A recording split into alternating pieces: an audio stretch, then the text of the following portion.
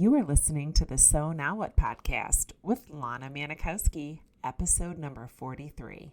So now what? These three words raced through my mind time and time again during my journey through fertility treatments. I tried desperately to have a child, but never was able. I yearned for a community to join that could understand my struggles. I couldn't find one, so I created one with the So Now What podcast. I love that you found us. It's beautiful to be with you here today as we are going to talk about being selfish. How many of us were raised thinking of others before we think of ourselves? Sounds like such a noble thing and something that we thought we were good people if we did for others before we did for ourselves.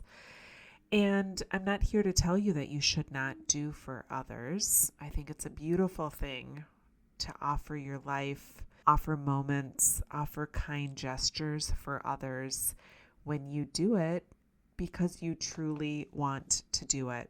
Many of us have spent an awful amount of time trying to do for others and have a resentment for it. If you are new to thought work and you are somebody who has not been comfortable with putting yourself first, let me first tell you that you are not alone. It is a tough transition, I would say, to make, especially if you were raised to think that your actions are what can cause someone to feel a certain way.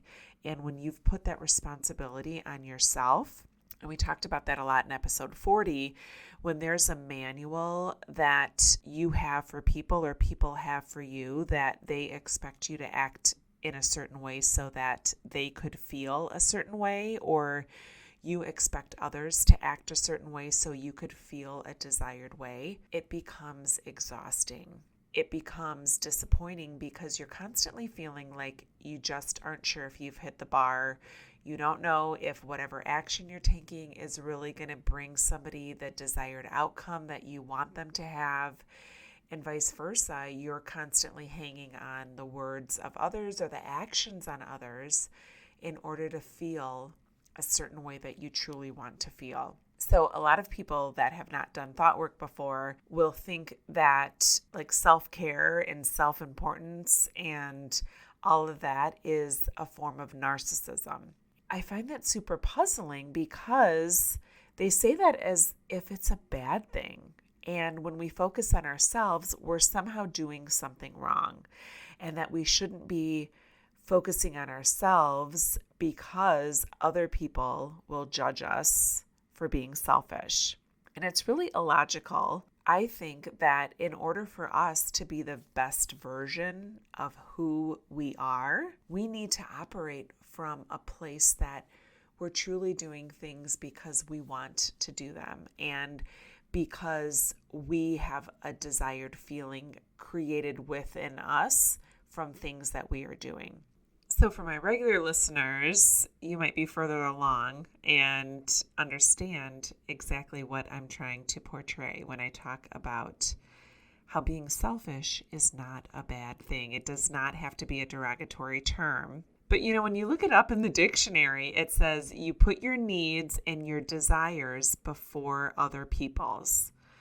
And I kind of got a chuckle out of that when I read the definition because I feel like it's really the only way that we can show up in the world in any way and contribute. You have to show up for yourself first. And you have to know yourself, understand your brain, and then from there, you have so much more to contribute to this world. And hear me when I say that I think it is a beautiful thing that we as humans have this intrinsic desire to give and contribute.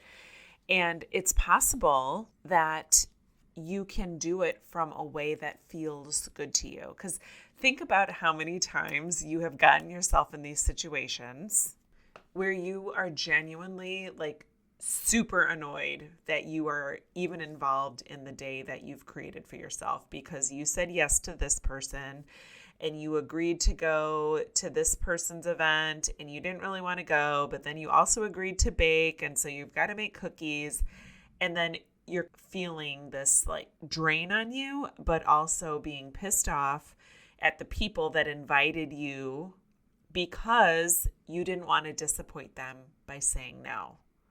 So imagine if you were just able to go into a situation and not judge yourself and say, Judith, I am so appreciative that you wanted me to join you at this, but I can't today. I'm so sorry. And not make it mean anything about you. It doesn't mean you're not a good friend. It just means that you're going to do things that you genuinely want to do, or you have the emotional energy or bandwidth to do. So for example, think about getting an invitation to a baby shower. I know this was a story for me, and I did not know how to say no because I was too worried that the person inviting me would think that I was a jerk for not wanting to come to their kid's baby shower or their future child's baby shower. Yet I would go there and I would have all this pent-up anger and frustration to them that they invited me to their baby shower and I said yes to it. I could have said no, thank you. I could have made up an excuse, whatever it is. But instead, I decided to not want to disappoint them and worry about what they would think about me for not accepting their invitation to the baby shower. And then I depleted my energy. And at a time when I was so fragile and I was just not ready to go to baby showers, I would force myself to go because I did not want to disappoint someone because I was worried that they would think that I was selfish. So having known what I know now about how good it feels to attend things when you're truly engaged and truly wanting to be somewhere, it feels so much better. And I truly believe that the connection and the contribution we make with our presence is felt so much better by others when we truly show up in situations where we want to be and where we want to attend, and going to things, doing a volunteer shift at a church event, for example, and being there not because you feel like you're a jerk if you don't do it, but be there because you're so glad that you have a contribution to offer to this setting and that you're showing up really wanting to be there because it's something that you truly desire to do with your time and with your day. This is a hard one to get your arms around because many of us are raised to believe that our purpose is to do things for others. And I truly believe that doing things for others when it is something that you truly want to do from your whole heart is so much better received because you are there being the true you. So my exercise for you this week is to think about your schedule. We're at the beginning of a new month, so think about your schedule for the rest of this month. You might have some commitments on your calendar. You might have some pending things that you want to get on the calendar, or people that you tell yourself, oh, we really need to, or I should be getting together with so-and-so. Write all of it down. I want you to think about everything that in your mind is pending that you need to get done in the month of July. List those items out, and next to them, I want you to write why they are important to you, why you want to do them. And then you'll be able to have a better understanding of how many things you are filling your schedule with that are truly nourishing you versus how many things you are doing because they are nourishing others. And that doesn't mean that you still can't do the things in July that aren't something that you desire to do, but as long as you have an awareness that there is not an expectation that you always have to show up for others before yourself, that's the only lesson I want to get out to you. And have you understand that there is a choice in this, and that if you're feeling constantly exhausted and feeling like you never have time to do the things that are priority to you, you might be filling your time doing things that are priorities to others before you're taking care of yourself. So it's a tough one to get your arms around, but I know you can do it. And I know that you can still be such an amazing person and be such a giving and loving person, even if you put yourself first. And I know this because that is who I am. And I've had to say no to things, and I've had people probably judge me because it's more important for me to be a woman. If I'm not going to have children and I'm not going to have a family to raise, I can treat myself with the love and compassion that I would want to show my children. So if you can mother yourself and mother your life in the way that you would go and nourish and care for the children that you're not going to be able to have, you will create such a beautiful human within you. You'll give yourself an opportunity to explore what it is that's important to you. What are the things that you get joy from doing because you're doing it with the fulfillment for yourself versus doing it for somebody because you think that's what they want you to do, and then in the background you're snickering, being like, I don't know why I do this. Why do I always do this? I mean, how many times are we in the car on our way to something and you're like, oh my God, I do not know why I signed up to do this again today. Take some time this week. Think about all that you have going on in July. List it all out. Sit down and be honest with yourself and write down why those tasks are important to you, or if there are things that you think you want to do this month that maybe you haven't gotten on the calendar.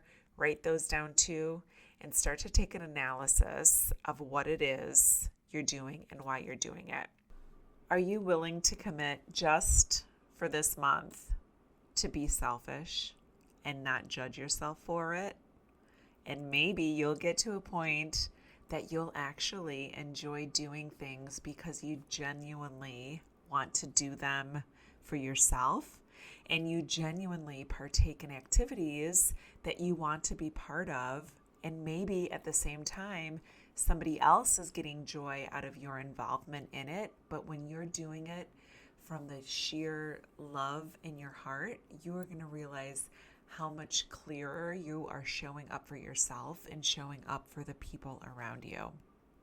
So before you leave me this week, you need to hear how you can help me achieve my goal of 10,000 downloads by September 5th of 2022. So what I've decided to do is seek you to do a review and a rating of the podcast. And for every review and rating I will send you a Starbucks gift card. That's how bad I want to achieve my goal of 10,000 downloads. So if you give me a rating and review, all you have to do is screenshot it and message it to me. You can email it, text it, direct message it, however you want to send it to me. And I will send you out an e-gift card to Starbucks. And you will help me reach so many more women that are just waiting to hear that they can actually live a life that they truly love, even if they can't become a mom. So have a beautiful week. Give me your rating and review. And remember, it is never too late to discover your meaning. I'll talk to you next week. Bye-bye.